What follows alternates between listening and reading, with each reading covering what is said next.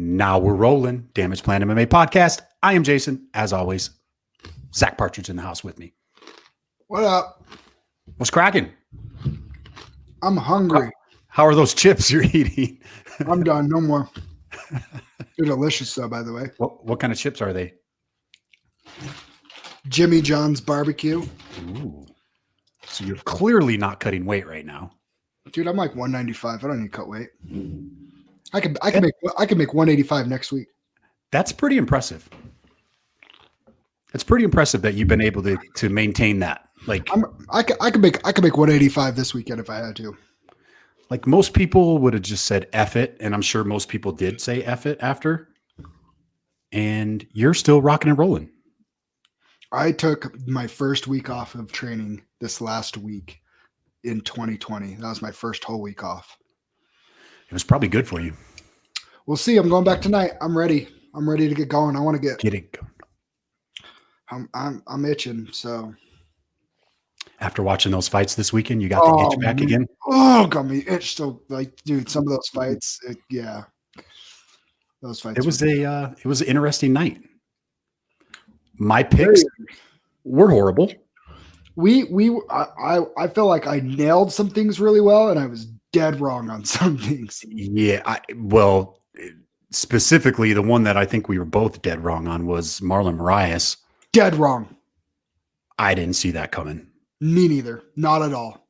No disrespect to Rob Font, but not at all. That was probably my biggest upset. Like I didn't see, and maybe I wouldn't even necessarily call it an upset. I'm more how it ended. Like I didn't see him doing that to Marlon Moraes. Nope. Like he basically just jabbed him and that was it. He was done. Marlon's not the same fighter that he was anymore. What do you think changed? Henry Cejudo broke him mentally. Yeah. I hate to say that, but that fight with Henry Cejudo, he broke mentally and he has not been able to regain it. And even though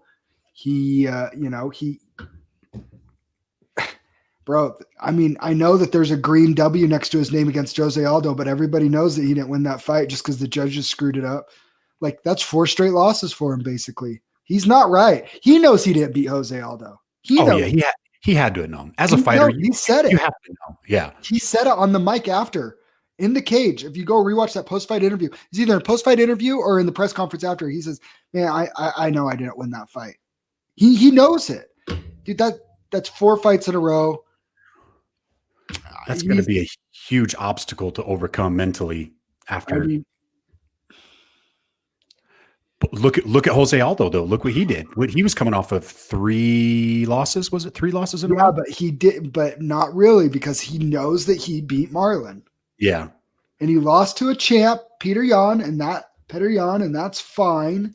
Yeah, like that's nothing to hang your. And it was in the 5th round, champ. Like, he had moments in the fight, and he beat Marlon, and then his losses are two current champions. Yeah, nothing wrong with that. Nothing wrong with that. He's not getting worried about that. And he showed it. He looked great against Cheeto. So anyways, let's go through the card.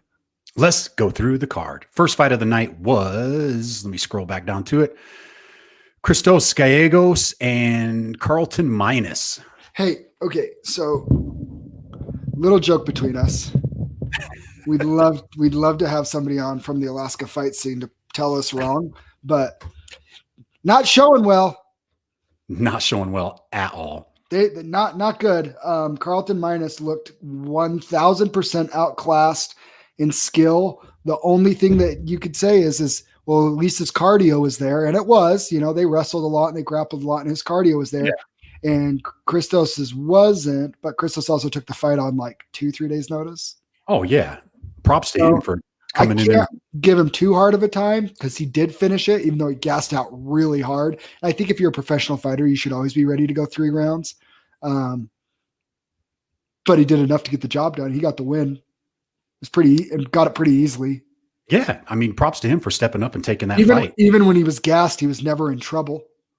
Do you think this year people are going to start to really? I mean, Do you think more fighters are going to start to stay ready for these short notice fights, or do you think it'll still be just the same? You don't think people are going to be like, "Damn, maybe it's a good opportunity for me to." The smart ones will. Yeah. I'm going to say this though, hopefully not to be like condescending or whatever. Fighters, for the most part, like a lot of them are undisciplined. A lot of them. Yeah. And you see it. You see it. They're and probably the two areas that they're undisciplined in is their weight and their cardio. They all train, crazy. Right? They all train, they all spar, they all hit pads, they all grapple, they all do this pretty consistently, but they let their weight get out of control and they let their cardio go to crap. They do it all the time. It's crazy. There are guys that I know that I train with that are they're monsters, and I would never say names, but it's like I've seen them. You know, some of these guys get like, okay, one that we don't know, Khabib, right? They say he used to get up to like 210 between fights because he loved tiramisu. It's like, bro, you could get away with that. You could get away with that though. Years ago, that was kind of the norm. I think was. But again, that's where we're moving into these are professional athletes. Yeah. Yeah. And some of them, and the ones that treat themselves like professional athletes, they will rise to the top over the ones that do not. Yeah. Yep. I agree. So very interesting. Nothing much to talk about that fight. Next fight, we were dead on. I knew this was going to end this way. Didn't think it was going to end this quick, but yeah, we had second round. We had second round submission. Second round. But nobody had a flying armbar or flying triangle. Jimmy Flick is the man, dude. And he looked a little nervous. Didn't you think? Like Cody Durden's pretty good on the feet, though. He's got pretty good stand up. I'm going to say this because everybody's ranting and raving about Jimmy Flick, and they should be, because that was one of the sickest submissions I've ever seen. And he sure talked a big game after he got it, because he is that good. He just needs something. And once he gets it, like, it's over, right? And he cinched in that triangle super quick, and it was tight. And as soon as he did it, I was like, oh, it's over. And somebody I was watching with is like, how can you tell? I'm like, no, it's over. Like, that is locked in. It's not if, it's when. He's either going to sleep or tapping at some point. Yep. And but I will say this. I think he has a big problem because his striking was not good enough. And Cody Durden's a good wrestler, and he could not get him to the ground. And if your only option then is to pull guard or flying arm bars, flying triangles, that works one time, dude. Yeah, that's not gonna fly. He's not gonna get anybody else to engage with him in that ever again. Nope. People are gonna see that. It's coming. Yeah. Yep. And I think Cody Durden by surprise, which serves Cody Durden right? Because he was talking a lot of smack. You're not going to see me all this, right? Yeah. So I mean, that's kind of fun and whatnot. But I mean, props to Jimmy Flick. No, I'm not trying to take away from anything that he did. But one thing that was concerning with me is that he looked for about the first minute and a half of that fight, or minute 15. He almost like got a little panicky to me. It looked like. Like he was like, oh no. Like Durden's striking was better and he couldn't take him down. And it became very apparent in the first 60 seconds of that fight. And there was a little bit of an, oh no. And then Durden clinched with him and he pulled guard and flying triangled him. And that was sick. And it's all everybody's talking about. I'm not trying to crap on Jimmy Flick at all. Super sick submission, but he's going to have to get better in some areas. Go train with Trevor Whitman. Oh my gosh! Right? Yeah, that was slick, and he's an awesome dude too. I've talked with him a few times. I tried to get him on the podcast. He said he'd come on, and then stuff happened. But yeah, he's good. Maybe I would love to talk to him more. He's great. Great. I am not, because I mean, how many guys come into the UFC well polished everywhere, right? They all have stuff to work on. I'm not trying to crash. Sure. You know what I mean? I mean, Bryce and Minister called me out. He's like, yeah, McNuggets has holes in his game too. Yeah, he does. Like his cardio, he's known isn't the best and whatever. And so, I mean, they all have holes. So I'm really not trying to crap on him. I'm just saying, I'm saying this in hopes that he gets better in those areas, because if he does, we got a monster at 125, baby. Yeah. Especially with that submission game. That's the second fight that I've seen him on his back slap on a submission from his back like that. Well, I didn't see him do that flying triangle, but I want to say it was his. Oh yeah, it was the LFA fight. He arm triangle choked him. Yeah. Yeah. Well, and his contender series. His last three fights have been arm triangle chokes. Well, the arm triangle is it's a little different. Yeah, you're right. The arm triangle is on top, but yeah, I mean, that's right. No, he's sick, dude. He's sick. Next fight, I didn't even really pay attention to this one. I'm still not high on this Chikiwi guy. So the reason why you should be high on him, I thought that this was a winnable fight for Jamie Pickett. Once I saw it, I was high on Tafon. Like he was over a 3-1 favorite, and for good reason. But man, Jamie Pickett, I felt like could have done some things, but he was afraid to let his hands go. And he was afraid to let his hands go because when you let your hands go, it creates openings, and Tafon hits too hard. That's where you should buy into him.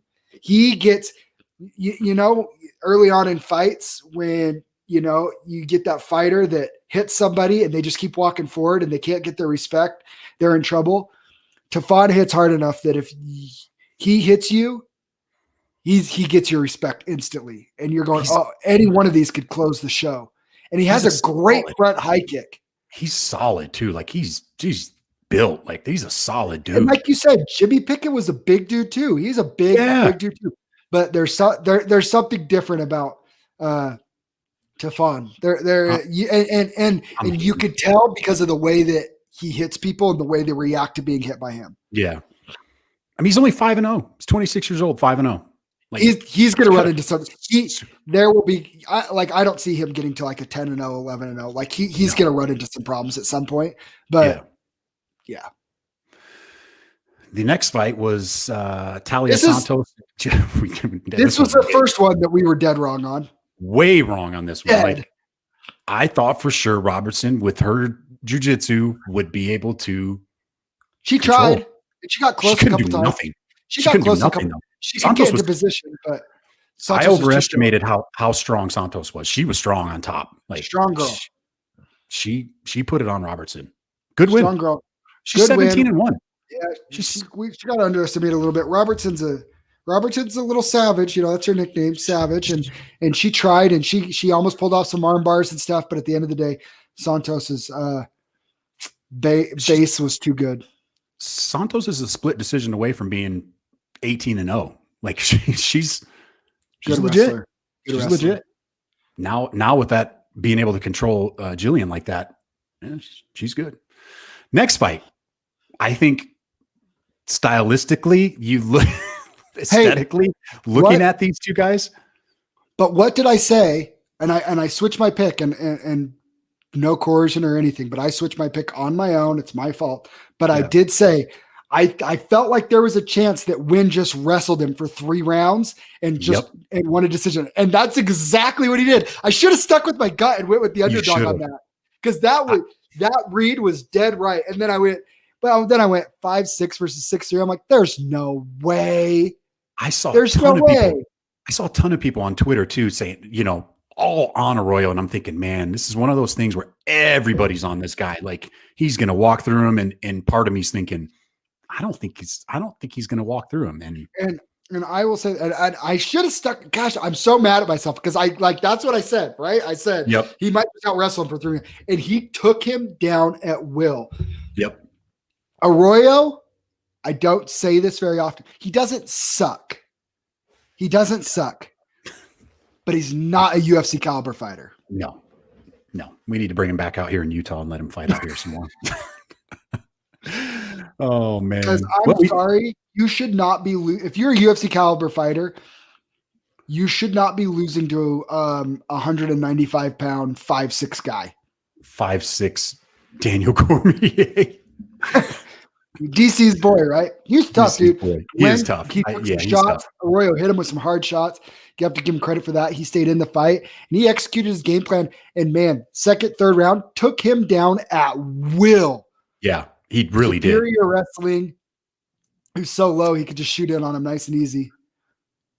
Next fight we had Pani Kianzad. We could toot our horns on this one. We could toot our horns on this one a little bit. Heck yeah, we can. Pani was underdog. We called this one. Yeah. We were both on the same page. She was a really good underdog pick on this fight, on this card. The She's thing she's that, Sarge just couldn't bully her like she could those other no, girls. and she did in the first round a little bit, A little bit, but where Penny's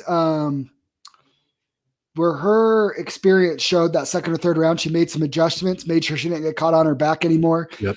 And on the feet, I'll give credit to both those girls in the third round because they were chunking leather at each other. They And were. I mean, for two girls, they were cracking a little bit, and it was a good fight. Like it was a good fight. It was fun. It was not a boring 3-round fight.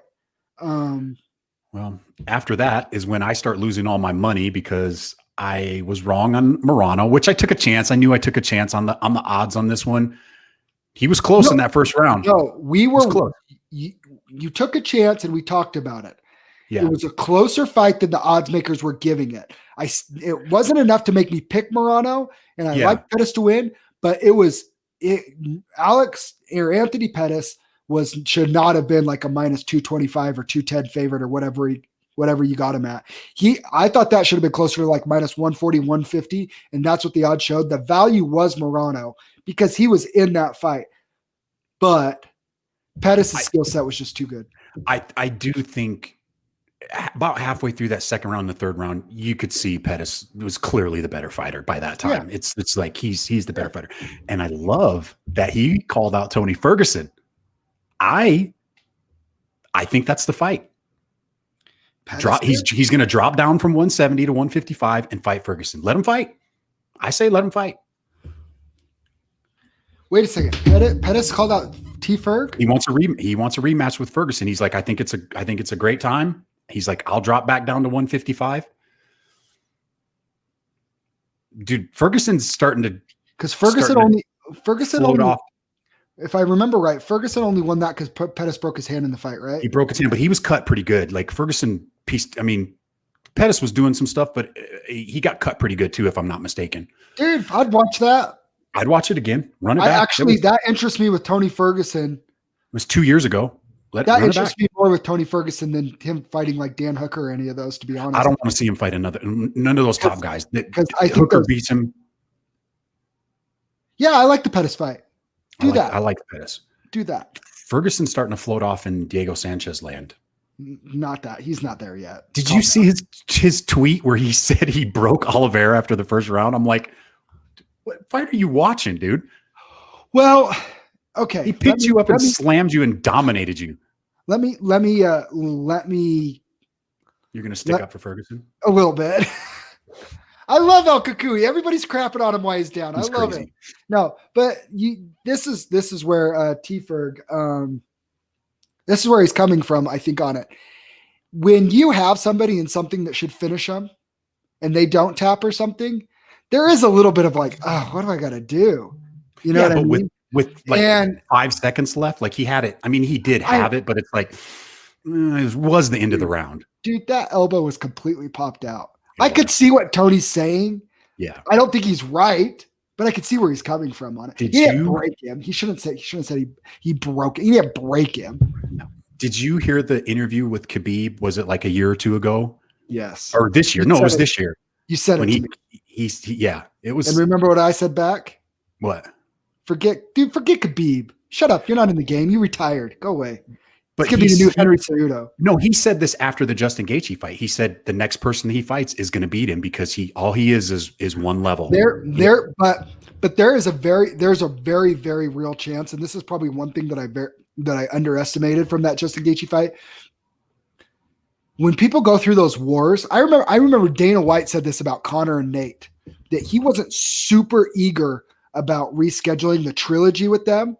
Yeah. Because of the 5-round war that they went through in the second fight. And he goes, you could only have those wars so many times in your career. Those fights those championship rounds and those fights take years off your career, right? If you're turning around and fighting actively. There is a very good chance that Gaethje, the damage that Gaethje inflicted in that fight, after all look at Ferguson, right? All the blood shed, all the damage that he's given and inflicted and taken in his career. He's taken a lot of damage. He's taken some damage. Yeah. His the El Kakui, the boogeyman, has always come from, though, his ability to take more damage than his other opponent, and he does break them. That's what he did. He broke people. Yep. Because people they couldn't get him out. And when you can't get somebody out and they're constantly walking through your best shots, it breaks people. And that's what he could do. That Gaethje fight might have been the tipping point where he can't do that anymore. And that's where he might not ever be the same again. And that's okay. There's no shame on that. I mean, dude, Chuck Liddell was the same way a little bit, right? He went through all those wars, and then when his chin went. And it's okay. I mean, there's no shame in that. He's in his late 30s. Yeah, and we talked about it on Friday. There's no I mean, the dude won 12 fights in a row in the UFC, and he got Justin Gaethje arguably at his prime right now, and he clearly got Oliveira Oliveira's peaking right now. Like that's peak Oliveira. I think we're watching peak Oliveira right now. That was like that was an impressive performance, and I mean, he ran into two killers. Yep. We can't harp on him too much. I mean, I know I'm harping on him a lot, and I continue to do it, but I mean, looking back at it, he's 12-2. I think it's 12-2 in his last 14 fights. I think that's why I stick up for him so hard. Is people are crapping on him, and I'm like, it's not like he's like trash now. He ran into two murderers. I do think it's not like Oliveira's some bum, dude. You know what I mean? Think he needs to get with. I do think he needs to get with a camp and get with some people to help him out. But you know what I think, and I fear that he's going to head down the Diego path. It's coming. Like it's coming. Follow him on Twitter. It's coming. It's crazy. I don't know if getting with the camp is the answer for him because I don't think he functions in that type of a realm. Yeah, I could see that. But I just think we're watching the beginning of an end of a great career that unfortunately never ended with him being the undisputed champion or having a fair shot at being the undisputed champion. I do think 3 or 4 years ago, that fight was a nightmare for Conor McGregor. I really do. Oh yeah. That was a dangerous fight. Now Conor smokes him, dude. Yeah. So he just never got that chance to fight Conor. He never got a chance to fight Khabib in his prime, which I am saying I've given that up. Like Tony wasn't going to beat Khabib. That's fine. I've conceded that, but he still should have had the opportunity. I wish he would have had the opportunity. Yeah, I do too. And now we just spent 5 minutes talking about Tony Ferguson. He didn't even fight. I know. Good job, Anthony. Good job, Pettis. Showtime, baby. Yeah, showtime. Back in the winning. Let's talk about the next fight because I know the MMA gods answered your prayers and gave you what you've been wanting all year. There isn't anything more that made me happier on this card than what I witnessed Saturday night. You've been saying it all year since we before we started the podcast, but it's been on air all year. That's all I've wanted. That's all I've wanted. That's all you've wanted. Merry Christmas. You got it. Thank you, MMA gods. You're the real winners. We actually both picked Hardy too to win this fight, and I was kind of second guessing it when they were in the cage. I wasn't. I thought Hardy was too much for him, and you know what? He had Taburo rocked at one point. He did, and I was like, "Oh, here it comes!" I'm like, "Nailed it! Here it comes! First round knockout." He's got to work on his gas tank. No, you know what he did? He quit. Yeah, he did quit. He quit. You know what? You know what happened is he thought he was the best athlete in the world. And I trained with somebody like this. And this is why I think this is a little bit what happened. He thought he was the best athlete and that there was no way anybody was ever going to be able to take him down strong enough or whatever. Nobody's taking me down or whatever. And he got picked up and he got put down and he quit. He 100% quit. I don't say this often, and maybe it's just because it's him, and I'm not saying about it. He pussed out. Straight up. He didn't even try. He didn't even try once he got taken down. He pussed out. Yeah. So what's next? What's next for Tibera? Tibera, hey man, that dude's on a streak. He's on a 4-fight win streak now. Let's get him a top 15 guy. Get Cyril Gagne back in there, man. Give him Hardy. I wanted Hardy to win so that Gagne could fight Hardy, so they could justify that. It wouldn't even been pretty. That would not have been Greg good. Hardy, Mo Green. I've been calling for that all year. I think that's the fight. Greg Hardy, Mo Green. I think that's a good fight for both of them. Tabir deserves a top 15 guy. Yeah, he's earned that. He's definitely earned that. Greg Hardy's he just beat Mo Green. What? Greg Hardy fought Mo Green in end of October. Halloween. Oh, that's right. I'm sorry. Who? Oh no, just kidding. No, it wasn't Mo Green. It was Tai Tuivasa. I want to see. I want to see Greg Hardy and Tai Tuivasa. That's the fight. I'm there. I'm there with that. Sorry, and then I got it mixed up. Yeah, no, it's Tai. That bam. That's the fight I want. I want to see. So maybe you give. He's not even in the rankings. Wow, he's won 4 fights in a row, and he's not even in the rankings. Well, he was just outside. He had a little stumble, right? Walt Harris, maybe he was. Oh, that's a good fight. Yeah, but see, he was in the rankings, but then he lost 4 out of 5. Yeah, he's on a good run. He's beat Ben Rothwell and Greg Hardy now. Yeah, Walt Harris, Olenek. Yeah, Olenek's a good fight for him. Olenek's down there. That's a good fight for him. That'd be really interesting, actually. I want to see that Olenek fight. I want to see Olenek actually, not Walt Harris right yet. All right. Next up, we had we already talked about this. Marlon Moraes and Rob Font. Oh, Moraes. What's next for Moraes? Like, what does he do? Is he done? Does he get cut? Is he on the cut list now? No, he's not going to get cut. He can rebuild his career, because here's the thing that people forget. Marlon's only 32 years old. Yeah, he's only 32. He's in his prime still. So he still has like at least 2 to 3 years of prime. He needs to reevaluate some things, and he needs to fix some things. And I don't know if he has it yet. He needs a sports psychologist. Yeah, I think that would help, because something's clearly going on. I think that's what he needs. I actually think it's not physical, because he looks phenomenal still. Like, he's in shape. I think he needs a sports psychologist. I really do, because I think he has a mental block. I don't know him. I hope I'm not speaking out of turn, or if this is insulting, but there seems to be a large mental block. And he's lost to all killers too. He's fighting top of the food chain guys in one of the toughest, deepest, most stacked divisions in the sport. Yeah. But it's tough. Give him let him have his trilogy with Rafael Sunsao. Okay, I like that. Or give him Cody Stamen or Son Young. Give him one of those guys down there. Who do you give Font though now? Do you move him up and give him a top 10 guy? Give him maybe like a Jose Aldo, maybe, since they both just won. Jimmy Rivera. No, I know. I already have who I want Jose to fight. Jimmy Rivera. That's a good fight. Jimmy Rivera. Pedro Munoz would be a good one for him. Let's see. He's on a little win streak though too. He lost to Pedro Munoz in 2017. I actually like that fight. Yeah, 3 years. He's won 3 in a row. Beat Sergio Pettis, Ricky Simone, and now Moraes. Like, let him run it back with Pedro Munoz for the number 6 spot. I like that a lot. I like it. And Pedro is on a nice little. Pedro Munoz is. Let me see.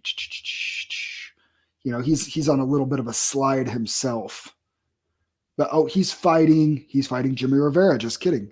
Oh, in January. So that's not going to be it. Yeah, Edgar's got to fight, right? Munoz and Jimmy Rivera. Frankie's got to fight. Rob Font and Rafael Sunsao. A Sunsao would be a good one. He's top 10. Yeah, let's do that. Or if he really thinks it, give him Sandhagen. Sandhagen's fighting Edgar. Oh, that's right. Yes, yeah. Sandhagen's fighting Edgar. I hate that fight. Why? Because I think that Edgar gets killed. You do? Yeah. What if Frankie takes him down? Good luck with that. Sandhagen's jiu-jitsu is sick. It is pretty slick. It is pretty slick. It's old age versus new age, and yeah. I don't like it. And I love Frankie Edgar. But I already watched Frankie Edgar go against the young lion when he fought Brian Ortega, and that did not end well. Yeah. Oh, by the way, T City confirmed. Oh yeah, we had talked about that last time. Yeah, we did. He's fighting for the belt. He's winning the belt. Michelle Pereira and our boy Chaos Williams. Man, Pereira has always annoyed me, but you know what? His post-fight interview, he was kind of cool. He is kind of cool. He's a big 170. He's big. Giant.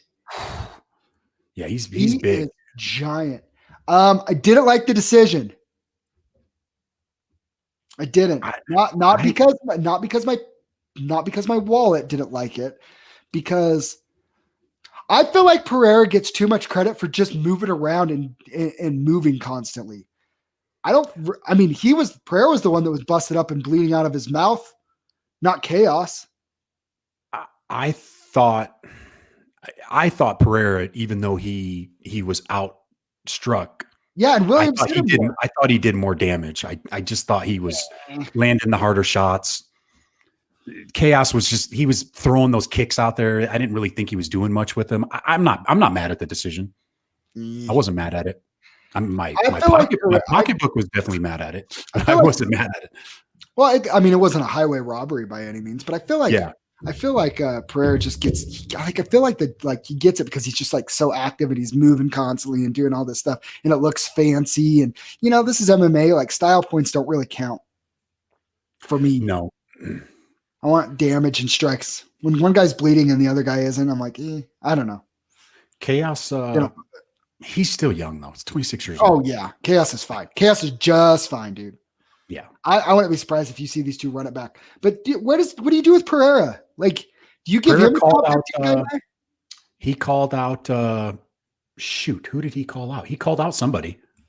Damn it. I'm gonna try to find it real quick. 170 is he called out, was it Vicente Luque? That's a great fight. I can't remember. I'm going to have to rewatch it. Damn it. He called somebody out after that was a bigger name. And I was like, oh, okay. Yeah.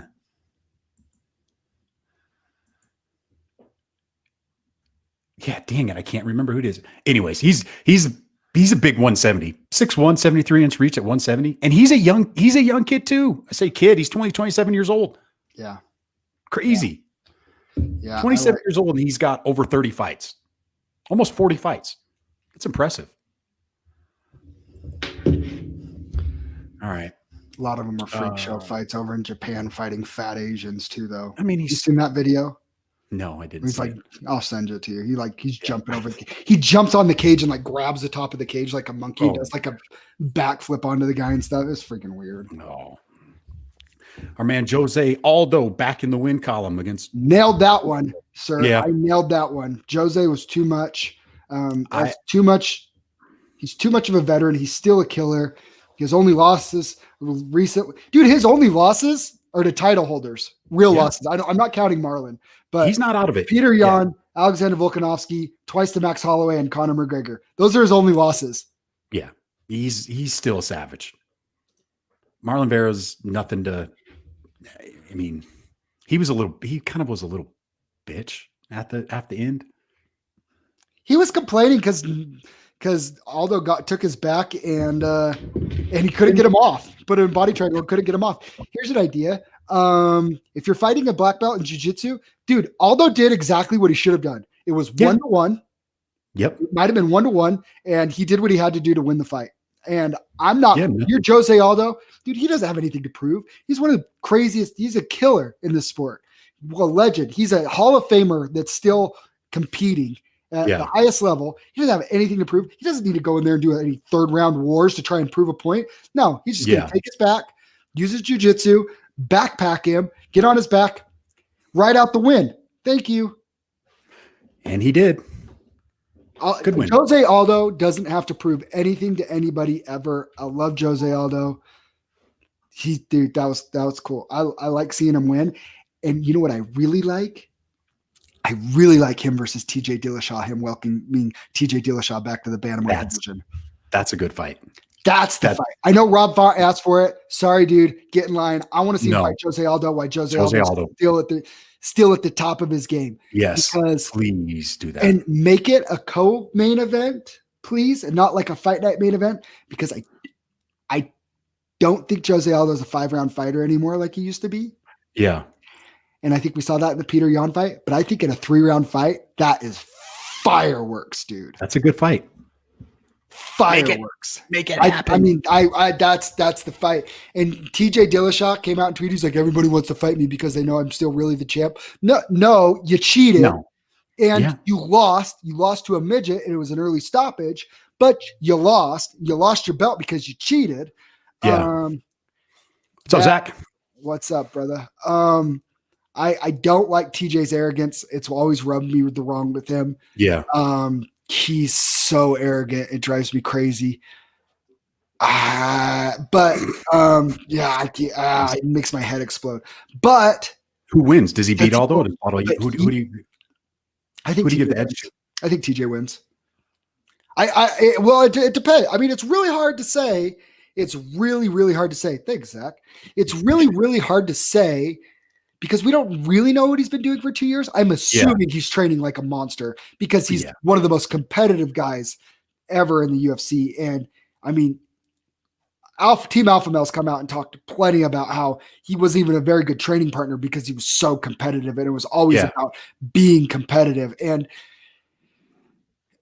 you can fault him for that, but you got to realize, dude, that's kind of what makes greats, right? Kobe Bryant, Michael Jordan, Jerry Rice, challenging, those are in team sports, but he's not.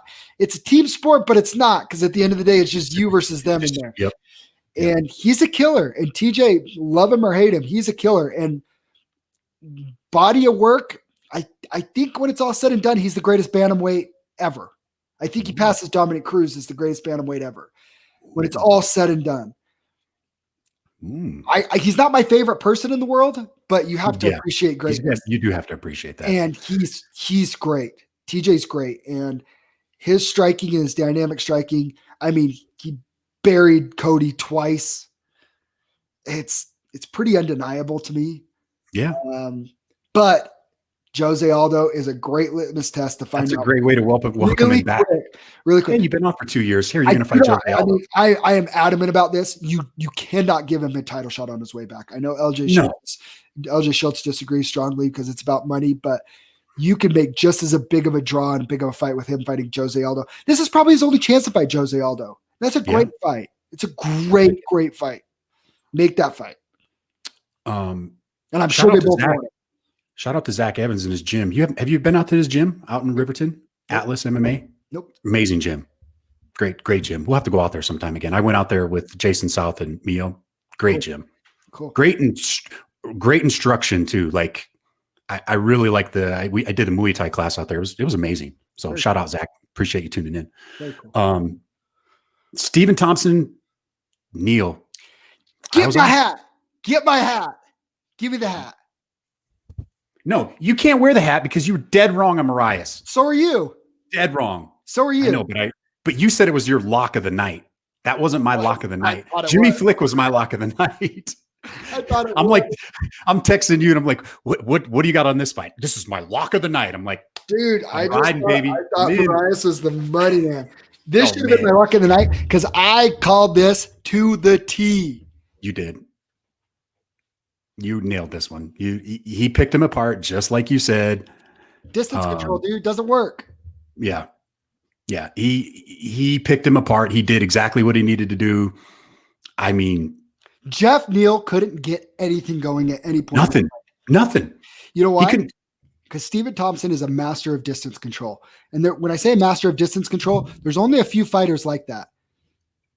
Izzy, John Jones, Wonderboy. That's the three right now. Anderson was the first master of distance control, right? Yeah. He basically would put fighters on a string. Wonderboy, he's impossible to prepare for. I mean, Jeff Neal's like, yeah, I have high-level strikers, right? He has Ryan Spann. He trains with Uriah Hall. Yeah. He's a great dynamic striker, bigger, all that stuff. Still had zero answer, had zero ability. Couldn't even go for broke. You can't even go for broke with guys like Stephen Thompson because you're terrified of getting kicked in the head. You keep talking. You get to give your take. I'm going to go use the restroom while you're going to tell everybody your hot take that you told me earlier. Oh, you don't want to be around for this? You're not going to argue? I'm going to listen. I know you can start, but I already know what you're going to say, so you can fill in while I'm going to the bathroom. Go to the bathroom. So I called it. Stephen Thompson would pick apart Jeff Neal. Nothing taken away from Jeff Neal, though. He's great. It's just 13-3. Just he's not ready for that yet.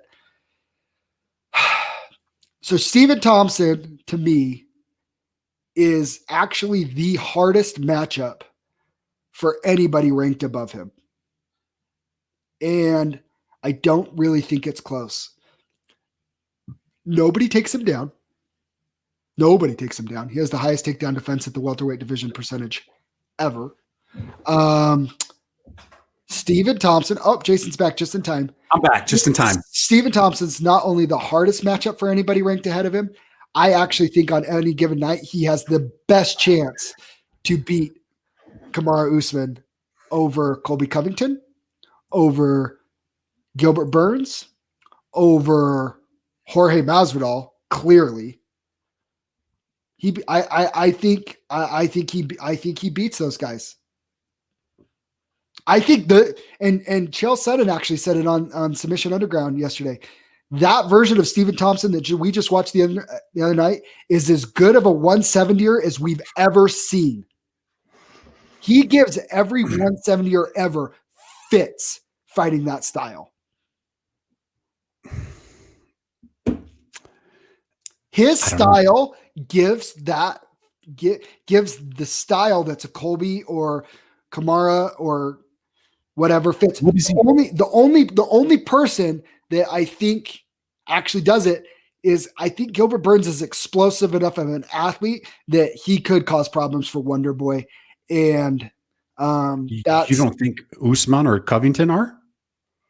Well, I mean, of course they give problems, but their style, so they're pressure fighters, right? They stay in your face and they're pressure.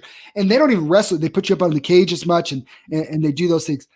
Steven moves around. He moves and he's better. He's not just better, he's significantly better. His footwork is better than them. And if they can't cut him off and put him against the cage, their style doesn't work against him.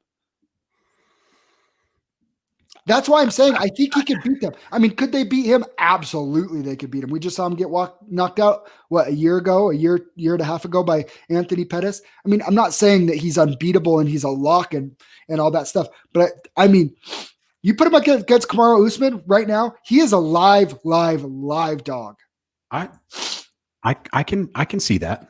He's a matchup nightmare because his style is so unique. One thing I always have going for me is I'm a southpaw, right? And that's what Aldo tries to explain to people. It's easier for me to spar against them than it is for them against me, because I'm used to sparring with with orthodox people. They are not used to sparring southpaw people. It takes a lot longer to get used to it because they don't see it every single week, every single day. Stephen Thompson is that times 100. Nobody else fights the way he does. Nobody. And it's almost impossible to replicate, because even if you get a high level karate, taekwondo style, he's simulated it to work for MMA, because if you've noticed, his legs don't get eat up on leg kicks, really. He checks them very well. And he keeps the distance control so well that you can't take him down. He's hard to get taken down. I mean, he's a matchup problem for him. He really is. I really believe that. If Jorge and Colby doesn't get done, I would love to see him fight either one of those guys.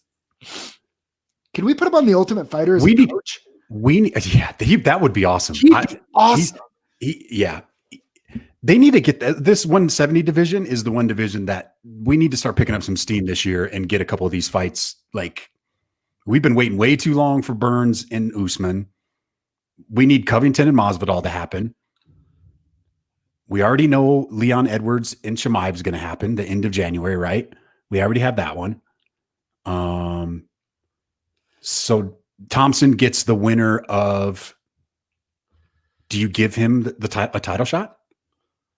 No. Or do you give that to Covington and Masvidal? He's beat two guys below him. Yeah. I think he needs to beat one of those guys first. They have such a logjam there of people. Why not just him and Edwards? Why not him and Edwards fight? Drop Chimaev and let him and Edwards fight. They tried, and Leon Edwards wouldn't fight him. But that should be the fight. The wiener wouldn't fight him. He should fight him. That was the fight to make. That should have been the fight to make, because Wonderboy Edwards let Colby Masvidal fight, Burns and Usman fight. That was the fight to make. Leon Edwards versus Wonderboy was the fight to make. And Leon said, no, I deserve a title fight, and wouldn't take the fight. And now he's fighting Chimaev, and now he's going to lose to Chimaev. I don't know about that. I do. Who's the champ? Who's the 170? Who's the welterweight champ at the end of the year? Nish. Who's the champ? Stephen Wonderboy Thompson. Ooh. I believe him when he said that, mark my words, I'm going to be the welterweight champion. Stephen Wonderboy Thompson's going to be the welterweight champion by the end of the year. Ooh, hot take from Zach Partridge. I'm sticking on it. I'm all in. And you know why, too? He's the nicest guy in the world. Did you hear his call out of Jorge after? I love it. We need to have the NMF, nicest MFer versus the BMF. Dude, talk about building a fight. That would be money. Let those two guys go on the Ultimate Fighter. Oh, that would be fun. That would be fun. So Burns Usman, right? That's supposed to happen. It has to, pretty sure. It's supposed to happen. I don't think they've announced anything, but it's got to happen. Yep, it's supposed to happen. Burns beats him. Does Burns beat him? I think Burns causes some problems for Usman. I really do. I think it's like I said it the first time it was scheduled. Gilbert Burns, he causes some big problems for Kamaru Usman. But yeah, Usman hasn't lost in the UFC, and I mean, he's the champ for a reason, and he pretty convincingly beats people.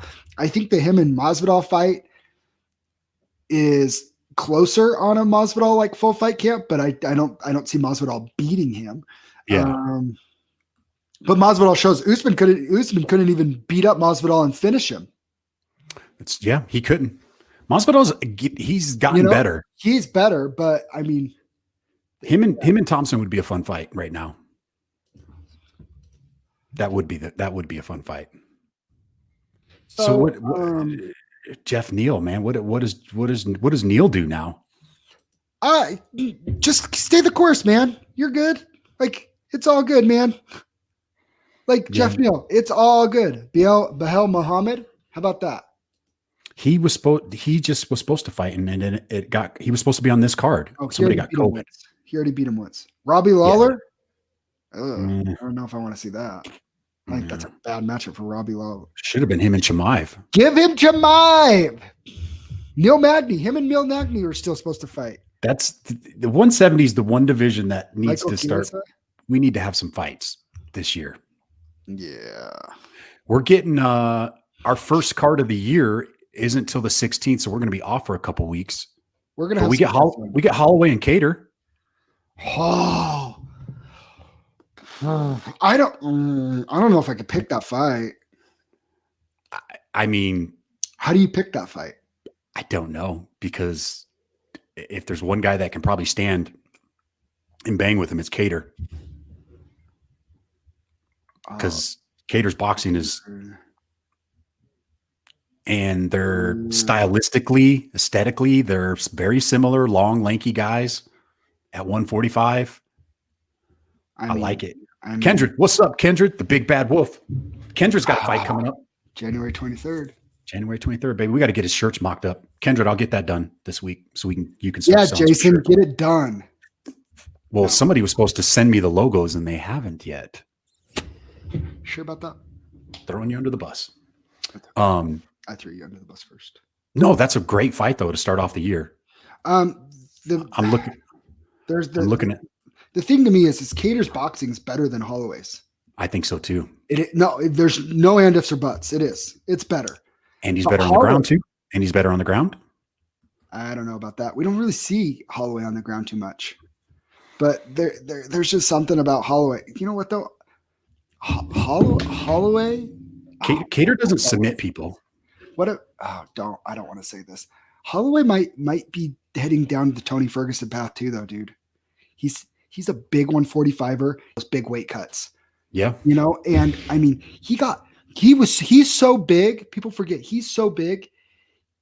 When Tony Ferguson blew out his knee like a couple of days before one of his fights with Khabib, Tony Ferguson, so Max Holloway was going to step in and fight, and the athletic commission stopped his weight cut at to get to 155 because they said it was too dangerous.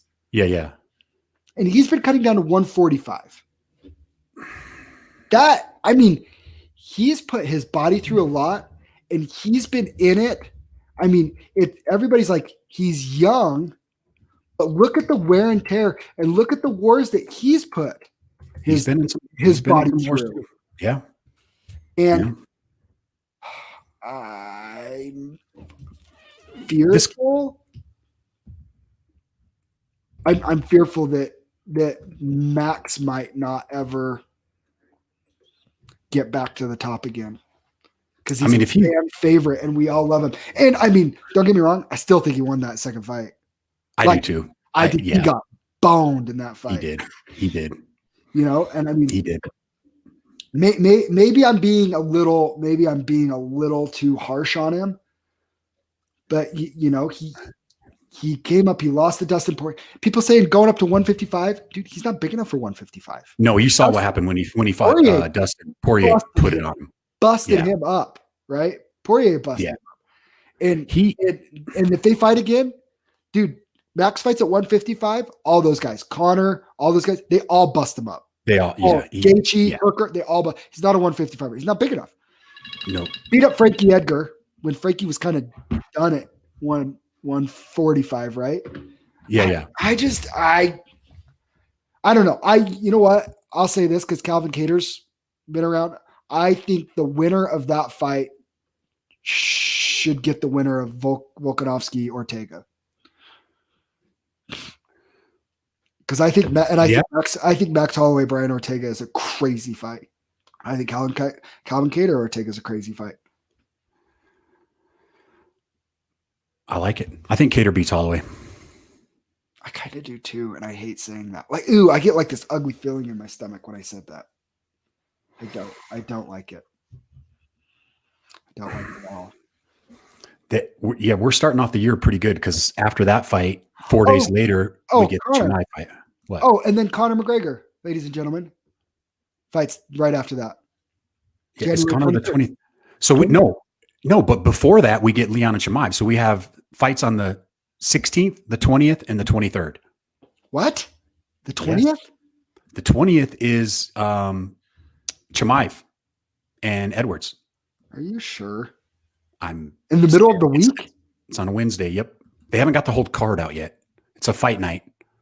You got Lerone Murphy and Douglas Andrade. It's kind of a Jerome Rivera's on there. Roxanne Modafari's on there against Viviane Araujo. At what point do they announce that the Poirier McGregor fight is for the lightweight title?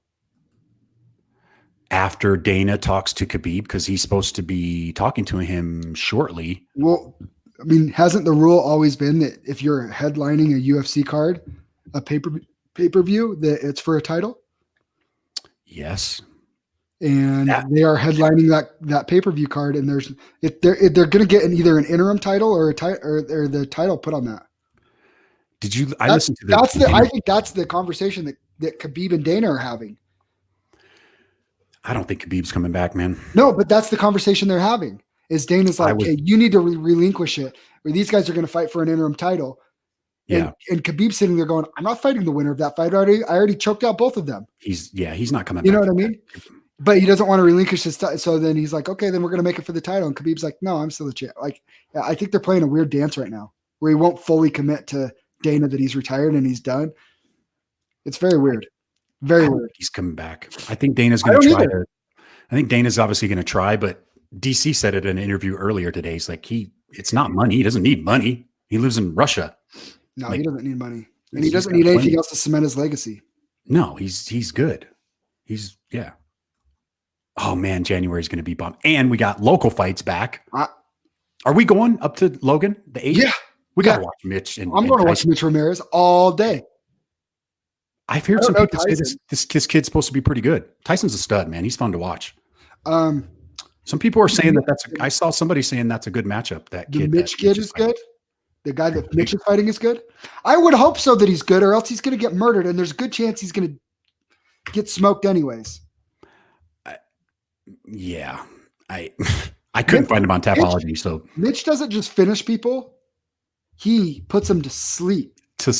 I think the last guy is still sleeping from that head kick. Oh my gosh, we're in the Maverick Center, and that thing landed, and you could hear it echo throughout the whole place. It was so nasty. Like, okay, yeah, let's get a crew to run up there and go. I think Mitch is gonna be on the Contender Series before the end of the year. I think. Oh, I would hope so. I think so. So we got those fights. Then we got Steel Fist back on the 23rd. Did Cody say when is he running his back? Did he say? I believe February 27th. All right.